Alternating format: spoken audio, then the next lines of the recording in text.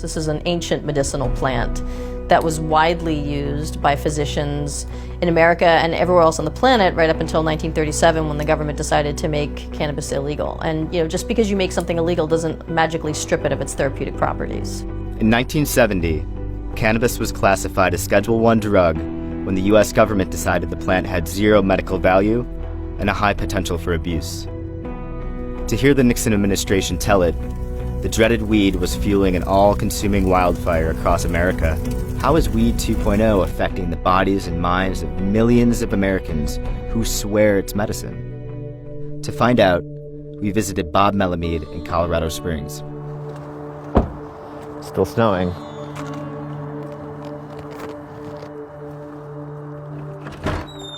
Hello. Hello, Dr. Bob. Yes, sir. Come on in. Brian. How you doing, man? Good. Our endocannabinoid system regulates everything in our body. Our immune system, digestive system, cardiovascular system, nervous system, endocrine system, skin, skeleton, everything in our body is homeostatically regulated by our endocannabinoid system. And yet it's not taught in medical school? There's something a little flawed here. Even if you've never smoked a joint in your life, you have sort of internal cannabis in your body. You have an endocannabinoid system, endo meaning inside.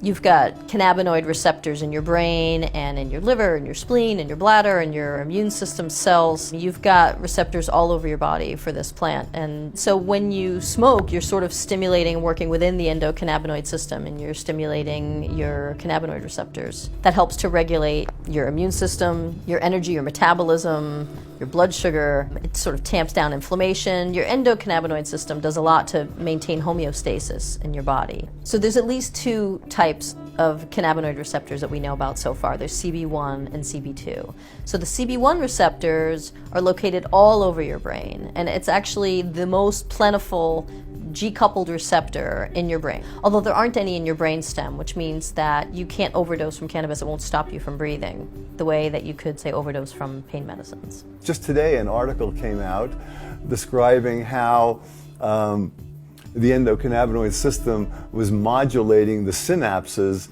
of glutamatergic and gamma neurons in our brain, and how certain mutations in some of the involved proteins forming synapses in the brain are modified in people with autism.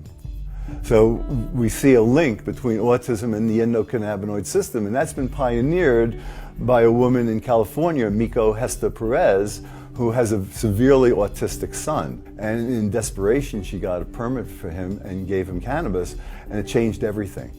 So today, after she's been doing this for a few years, we now have a scientific validation. When people ask me, like, so what's the most important thing you learned? By far, the most important thing I learned was that THC and CBD can kill cancer cells, that they can kill cancer cells while leaving healthy cells intact. They trigger a programmed cell death, which is called apoptosis.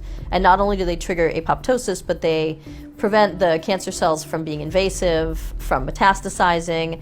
They prevent a growing tumor from signaling that it needs more blood supply, which is called angiogenesis. So cannabinoids, not just as a treatment for nausea and decreased appetite that happens because of chemotherapy, but cannabinoids actually being chemotherapy, actually treating cancer. That's really exciting to me.